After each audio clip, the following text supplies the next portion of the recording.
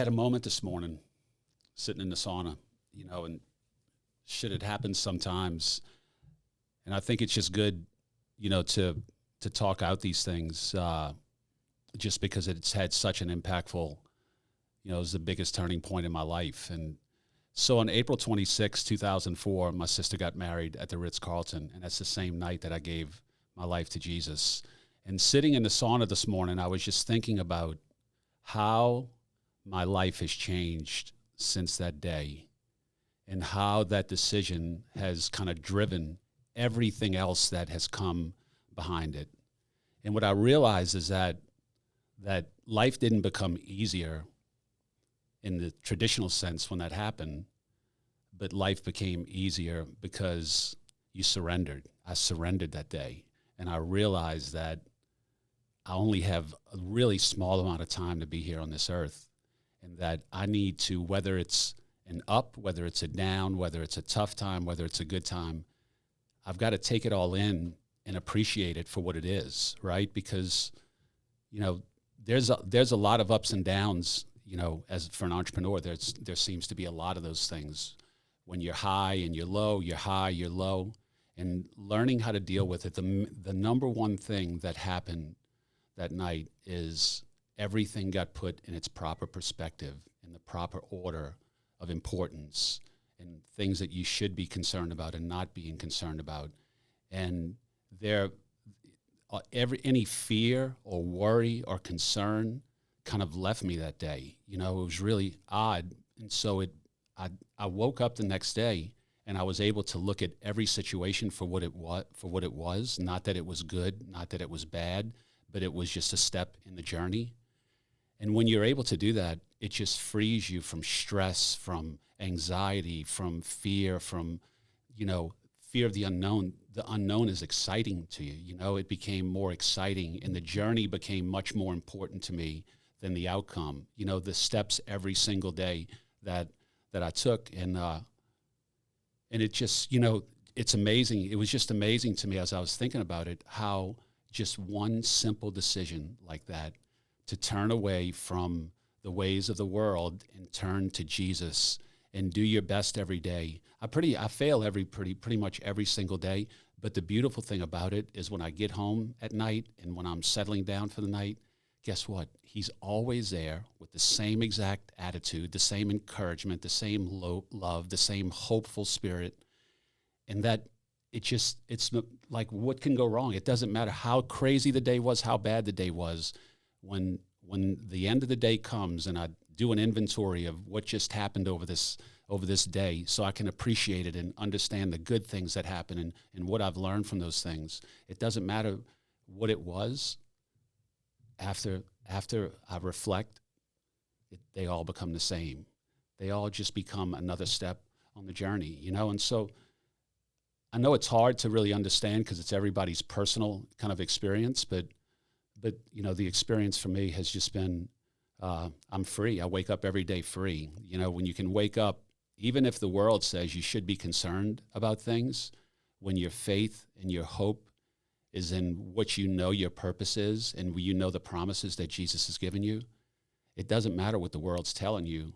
You're able to continue to move and operate with the same kindness and encouragement and, hopefulness that you should wake up with every day, regardless of what your circumstances are, regardless of how tough it is, regardless of how good it is. Everything has to be put in its proper perspective, and I think that's the main thing that happened, is there was a switch in perspective that I understood my purpose, and I understood what my instructions were to do here on earth, which is to be the best I can be in every part of my life, spiritually, physically, mentally, emotionally. And when you start to really pay attention to those things, what I found is that, it started to mold me into a man that understood and how to deflect the things that I knew were not good and lean into the things that I know were good.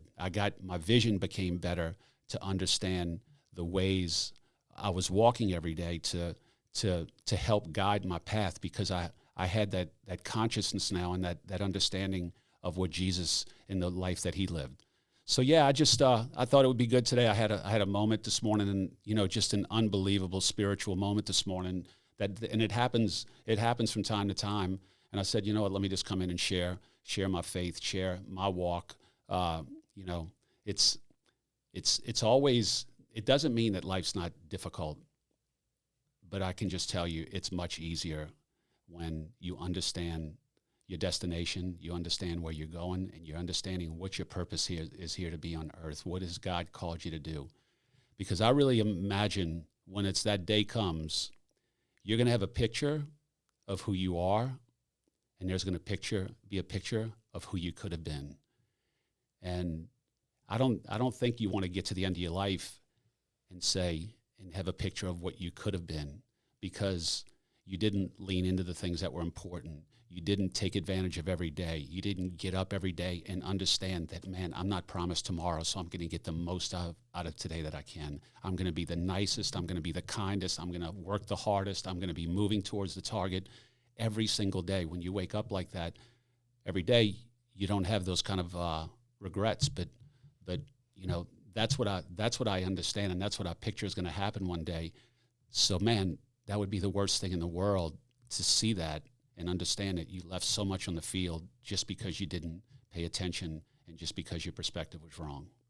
So the culture, in some cases, Christianity seems, at least right now, seems to be kind of taking a little bit of a hit in the culture wars, and there's a real attack on it.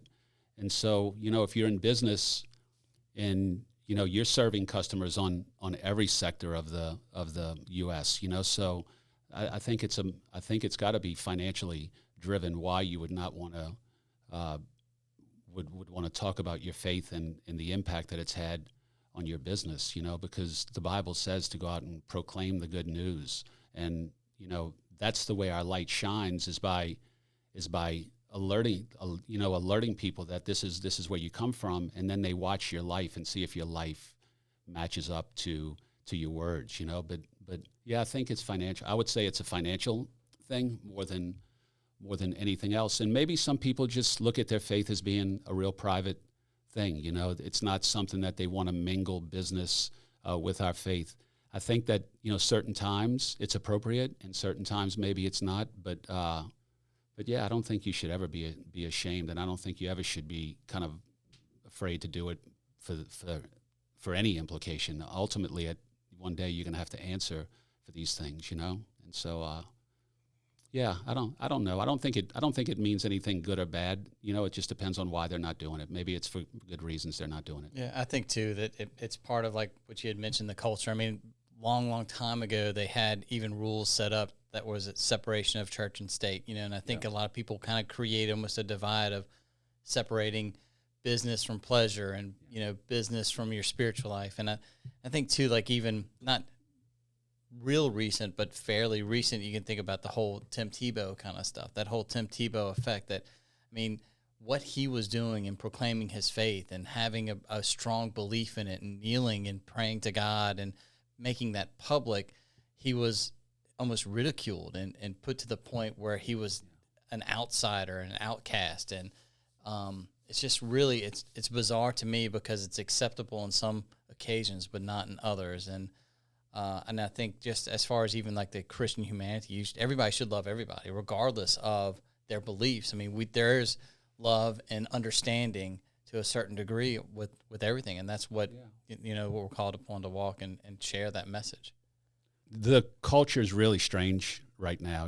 We're in a weird place as a country, and this is a lightning rod because I think for the most part it's the conservative Christians that are holding on to the values of the family, of freedom, of those kind of things. And so what's happened is, because of the political ideology on one side, it's kind of the religion has gone along with it, right? Because, the left, the culture wars are just beating up, these MAGA Americans, the Americans who voted for Trump, and they've been demonized. A large percentage of those, I'd probably say 90+% are Christians. So I think that's what's happening too, is that the religion has kind of wound up in the middle of these culture and political wars that have that have made people maybe not be as bold. But listen, there's a lot of leaders, man, that are out there, real successful entrepreneurs that are out there beating the drum and leading with their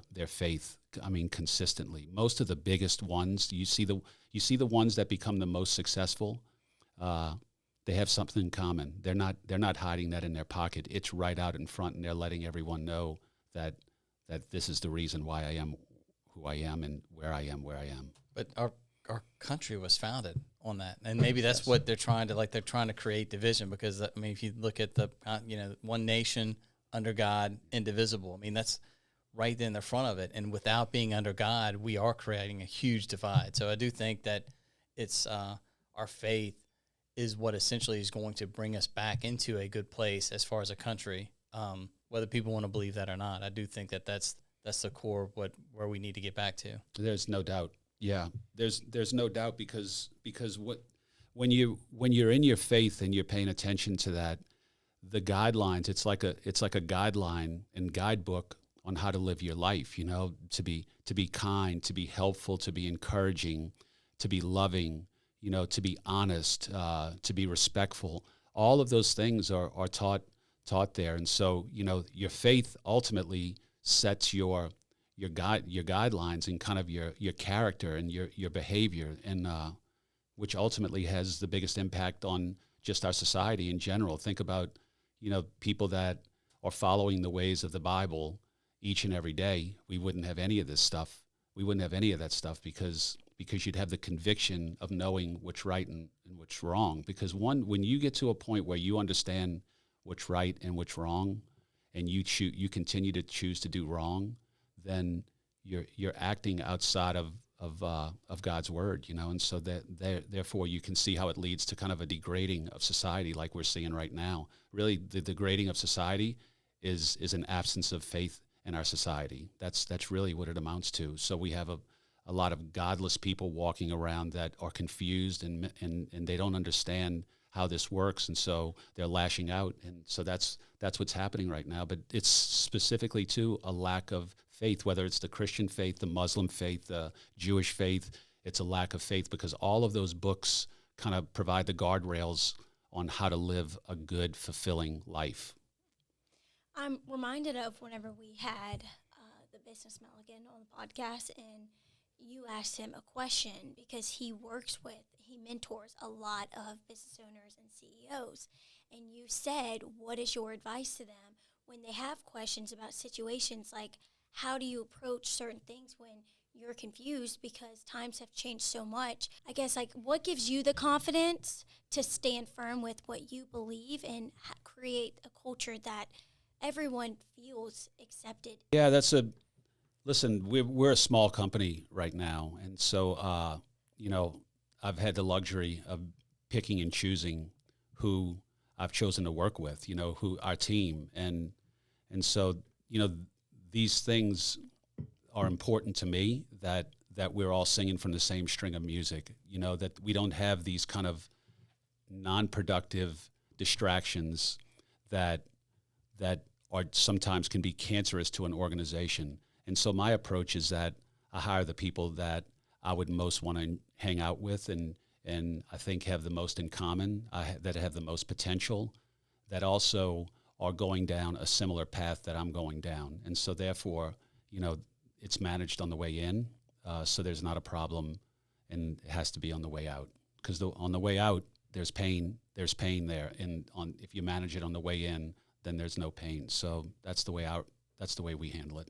Yeah, I don't know what it looks like as you grow, but I'd like to think that this is a core principle of our company, and I can't imagine that ever changing, no matter how big we get, just because this is like the one of the core things at our very nucleus that, I don't know what phase every person in our company's faith journey is, but I have a pretty good idea of where they are and where they're going and what they're all about, because it's important for me to understand, who are these people I'm working with and what are all these characteristics they have. And I know the people I work with, and so I have confidence in them. And I think that's the way that I've approached this, and that's the way I hope we can continue to approach it.